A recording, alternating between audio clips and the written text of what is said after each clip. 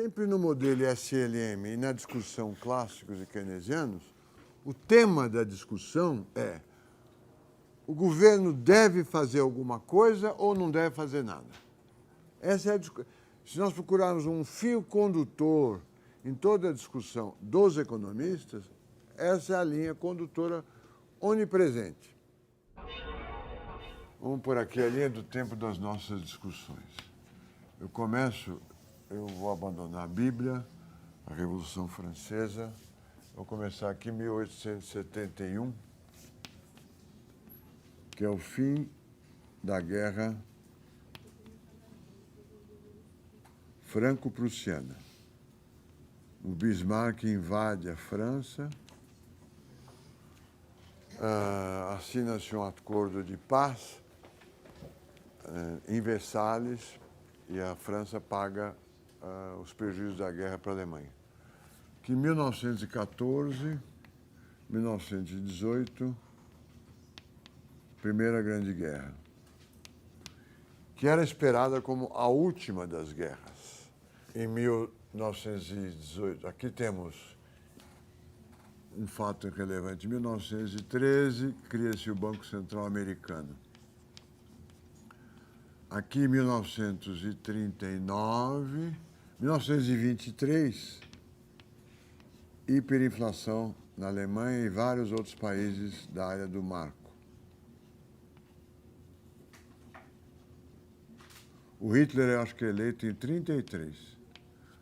O Partido Nacional Democrático Socialista tem maioria, ele é convidado para ser primeiro-ministro pelo presidente Hindenburgo, em 1933. Em 1939 começa a Segunda Grande Guerra e vai até 1945. Vamos pôr aqui uma marca, 1945 e 1980.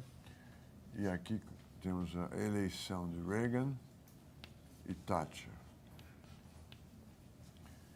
Aqui várias crises, a última 2008, crise internacional financeira. O modelo SLM está por aqui. O Keynes escreve o livro dele em 1936. Teoria Geral do Emprego e da Renda. Os Estados Unidos desvaloriza o câmbio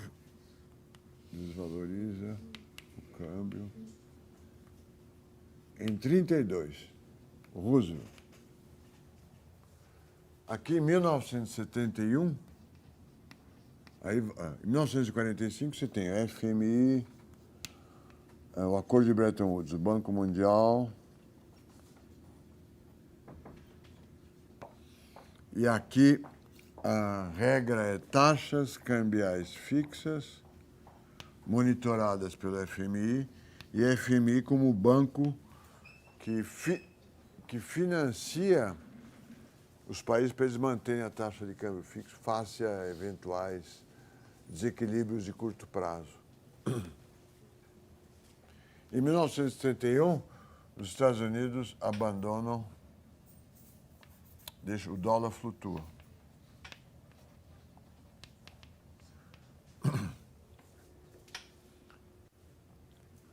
Esse período aqui, 71, 14, vamos pôr aqui as linhas da economia, é chamado período dourado, chamado por nós, economistas, né, da teoria quantitativa da moeda. É um período em que o regime do padrão ouro funcionou muito bem, houve estabilidade e crescimento, não houve crises financeiras internacionais, e que prevalece até 18. Esse período aqui, 14, 39, é uma grande confusão. Há uma tentativa de restabelecer o padrão ouro, gera crises, a hiperinflação da Alemanha, que é obrigada a fazer pagamentos de reparação por causa da derrota da Primeira Grande Guerra Mundial. Grande instabilidade, mas é uma tentativa de restabelecer o padrão ouro, que só se resolve essa crise, aqui tem a crise de 30 que eu não marquei, crise de 29. Essa instabilidade internacional e doméstica só se resolve com o início da guerra. Se resolve. O desemprego se resolve com o início da guerra. Todo mundo passa a ser empregado ou para produzir arma ou para ser soldado. Saímos da guerra com o pensamento neoclássico ou keynesiano. Esse período aqui,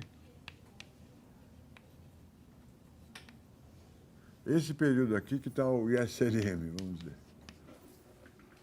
Em 1980, há um renascimento do pensamento conservador em todas as esferas, política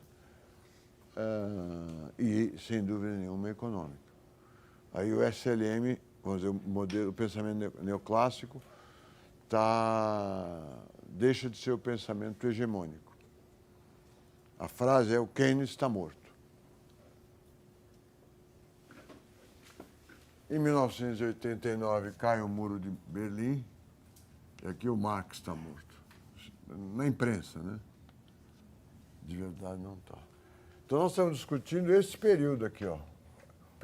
O modelo prevalecente nesse período. Quando viermos para cá, nós vamos discutir, vou contar a história como é que é. Primeiro é clássicos, depois eles são seguidos por keynesianos, por Keynes, que dá origem a vários tipos de outras escolas, os neoclássicos, que são esses autores que eu estou falando, Samuelson, Tobin, Solow, etc. E aqui uma reação dos clássicos são os monetaristas. Mas aqui eles estão por baixo. Aqui é o Friedman, o Harry Johnson e outros. Isso aqui vamos até 1936. Aqui é de 45 a 80. E aqui nós temos a virada conservadora, 1980, 2008, vamos dizer assim. Não houve uma desvirada. Aqui ainda tem uns seguidores do Keynes, que são os neo-keynesianos, que rejeitam a interpretação dos neoclássicos e se acham mais fiéis, são os assistentes e os colegas do Keynes, como o Caldor, a Joan Robinson, Kahn, etc. Esses são, vamos dizer, estão à esquerda destes. Esse aqui está à esquerda dos neoclássicos e o monetarista está à direita dos neoclássicos. O neoclássico está no centro desse espectro político. No período conservador, que é o que nós estamos vivendo, os neoclássicos se transformam em novos clássicos. Lucas, Sargent. Os neo-keynesianos também vão para a direita, de certa forma, e se transformam em novos keynesianos.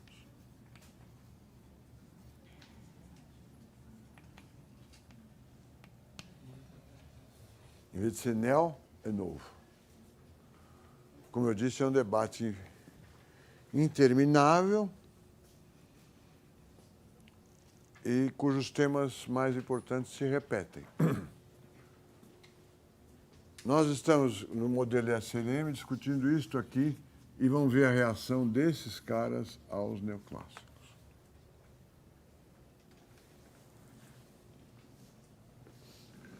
E eu nem mencionei os marxistas, que também fazem parte de algumas discussões.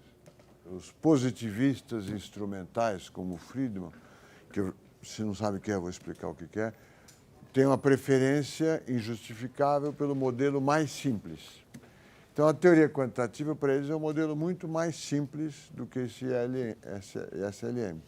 e produz bons resultados, segundo eles. Mas os assessores do Council of Economic Advisors, do Kennedy e dos outros presidentes, são todos eles neoclássicos e não monetaristas. O Tobin foi chefe da assessoria econômica do Kennedy e outros economistas neoclássicos estavam sempre em volta do presidente da República. Era a teoria prevalecente. Vamos mudar de aula, vamos entrar na aula próxima. A reação de Chicago. O artigo é esse que eu citei.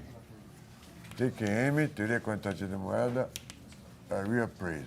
O Friedman começa alguns dos seus artigos citando um mestre japonês.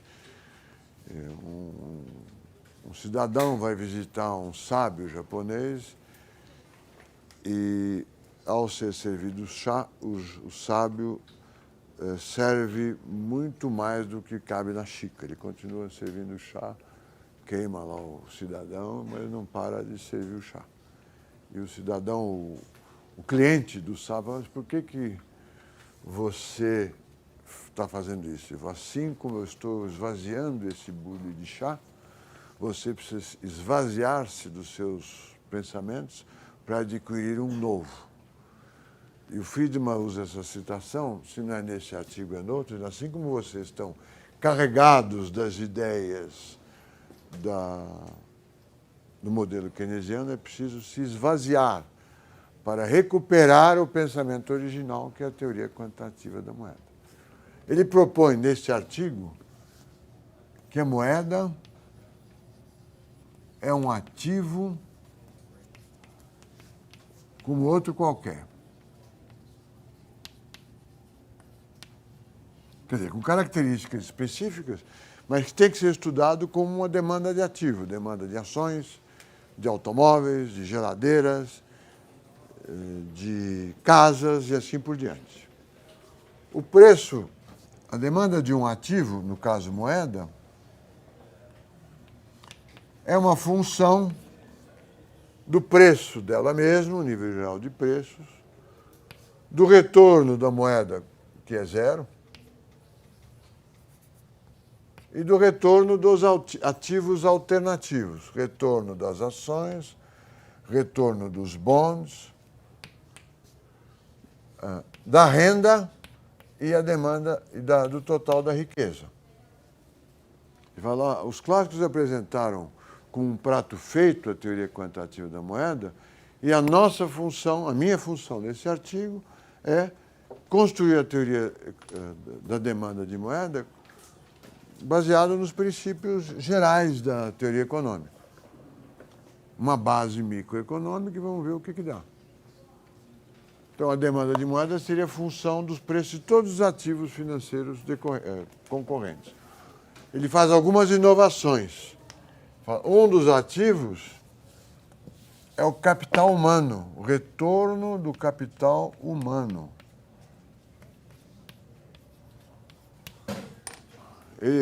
A Universidade de Chicago introduz essa ideia de capital humano, que parece um oxímoron. Se é humano, não é capital. Se é capital, não é humano. Mas hoje faz parte do nosso discurso. Capital humano é o valor que existe de renda futura das pessoas, que são educadas ou não educadas. A educação aumenta o valor do capital humano. Você fica sem trabalhar 10 anos, com uma renda menor do que a que você poderia receber no mercado de capital, no mercado de trabalho, ganha conhecimento esperando que a sua renda de formado, sendo muito maior, compense com vantagens o período que você não trabalhou e estudou. A educação passa a ser vista como um investimento em capital humano. Agora, vamos fazer algumas hipóteses. Ele faz as hipóteses. O retorno das ações é dado pelo retorno do capital das empresas, físico. O retorno dos empréstimos é dado pelo retorno das empresas, que vão pagar os empréstimos. E, portanto, depende do retorno real do capital físico. O retorno do capital humano depende do retorno geral da economia, de uma média. Todos eles são constantes, são imutáveis. Portanto, a demanda de moeda não depende, ainda que dependa do retorno desses ativos, eles não variam. Ela só depende do nível geral de preços, e da renda e da riqueza. Portanto, esta demanda de moeda pode ser escrito assim. Ou MV igual a PY. Nesse artigo, que é complicado de ler por causa da matemática, mas vocês têm que ler, ele está mostrando as hipóteses que são necessárias para que a teoria quantitativa da moeda, a demanda de moeda dos clássicos, seja parte da teoria econômica e não uma teoria caída do céu. E as hipóteses são que o mundo real é insensível às políticas monetárias. Aí ele enfrenta um outro problema. Se a teoria quantitativa da moeda fosse correta, item 9, teoria quantitativa da moeda e testes empíricos.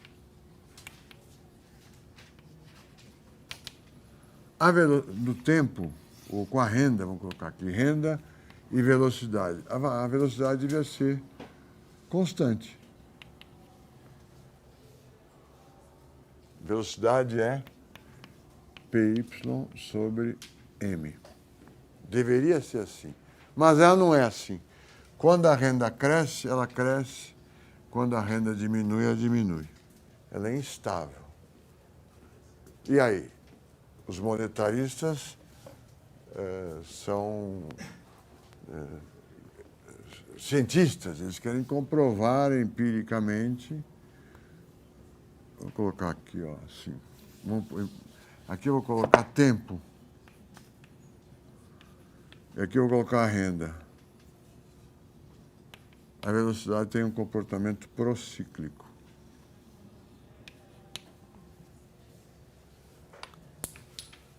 Mas você diz que a velocidade é constante, como é que ela é procíclica? Como é que se compatibiliza?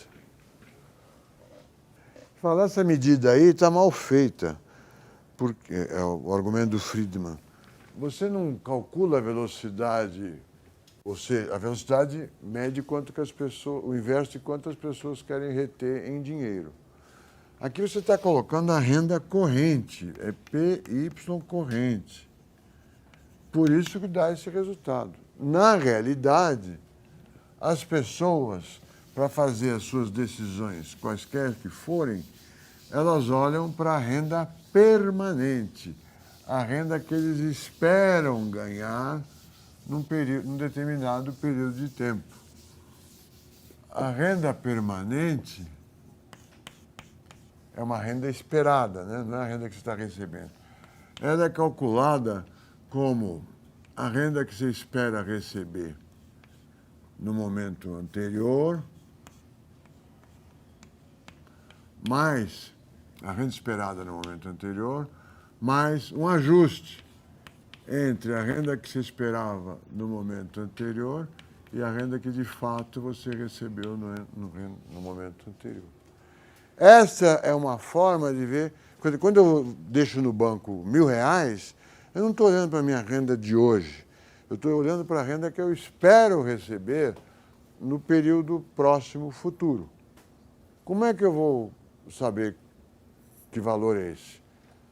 Eu poderia fazer um inquérito. Quanto você espera ganhar? Quanto você tem no banco? Quanto você espera ganhar neste ano? Quanto você tem no banco? Quanto você espera ganhar neste ano? Ao invés de fazer isso, o Friedman propõe uma forma de construção de expectativas. Olha, a renda permanente esperada em T é uma hipótese. É igual à renda esperada no momento anterior, mais um ajuste decorrente do erro entre o que você esperava e o que você recebeu no momento anterior. Ele criou uma forma de estimar as expectativas. Nós não reagimos com relação a variáveis correntes. Também reagimos a elas, mas nós reagimos somente com relação a variáveis esperadas. Então ele diz, a demanda de moeda é função da renda esperada, que ele chama de renda permanente. Como é que se calcula a renda permanente? Vamos testar essa hipótese aí. Talvez seja assim. Mas esquisito, né? O cara erra e corrige só uma parcela do erro. Né? O que o Friedman responderia? A hipótese é irrelevante. O problema é saber se a partir dessa hipótese eu obtenho resultados que se confirmem no mundo real.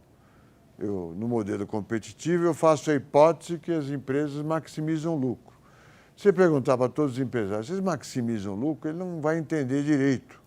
Se ele entender, ele vai perguntar, mas lucro de quando? Da semana que vem, do mês que vem, do ano que vem, da próxima década?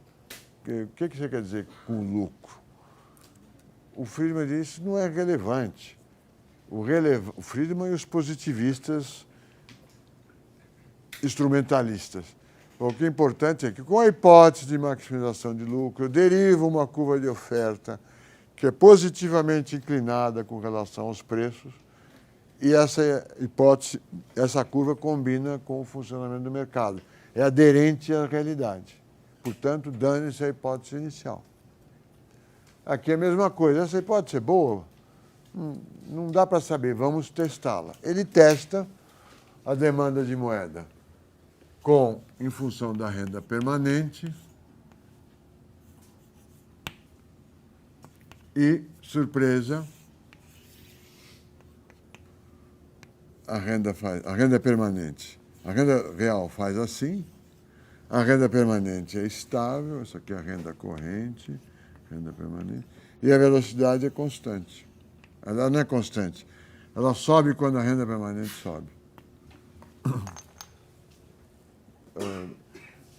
Os dados não rejeitam a hipótese da teoria quantitativa. A velocidade, em função da renda permanente, não é procíclica. É estável. Está certo?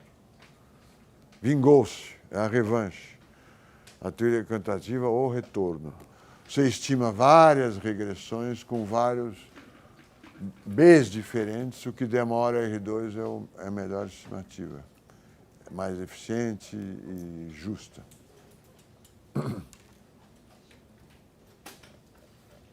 O mesmo argumento, o mesmo método, ele usa para uma outra questão, que não faz parte desse curso, mas eu posso mencionar. A função consumo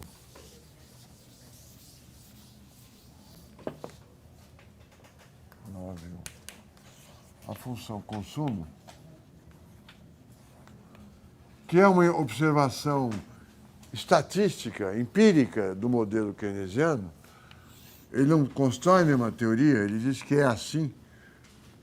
O consumo é uma função da renda com um intercepto positivo e uma inclinação B. C igual a mais BY. Qual o problema dessa função consumo? O que ela nos preocuparia? Bom, primeiro é linear, isso não preocupa, só facilita. Segundo, o que mais? Tem uma preocupação econômica derivada dessa função consumo.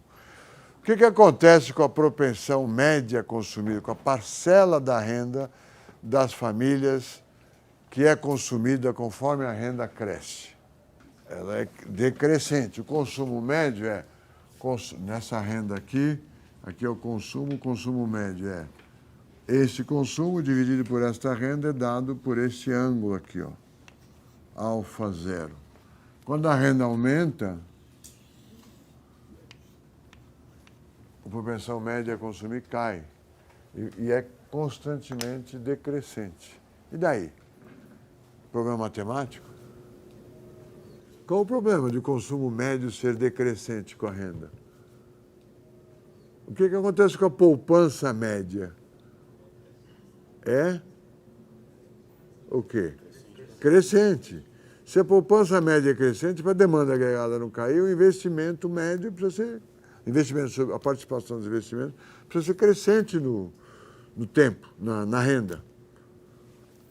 E aí, faz sentido investir cada vez mais, poupar quando se consome cada vez menos? É uma ameaça da economia capitalista. Né? Você está crescendo a renda e você quer consumir cada vez menos. Para que você está crescendo, então? Entendem? É um resultado empírico que coloca um problema para a economia capitalista. Ou você consome cada vez mais, consumismo, começa a fazer propaganda, que é uma realidade, ou você vai ter uma falta de demanda agregada intransponível. Porque as empresas não estão vendendo, mas estão investindo, conforme a renda cresce. Para vender para quem? Quando? Compreende o ponto, não? O Friedman fala, essa função consumo está mal estimada. Ela não é... Aqui foi estimado o consumo é uma função C da renda corrente. Está errado. Nós não decidimos consumir em função da renda de hoje. Decidimos em função da renda permanente, que é essa mesma aqui. Quando se estima a função consumo em função da renda permanente, ela tem esse comportamento. Zero é o intercepto e a propensão média a consumir é constante. Portanto, a economia capitalista não enfrenta esse desafio de consumir cada vez menos e ter que investir cada vez mais. Tá certo?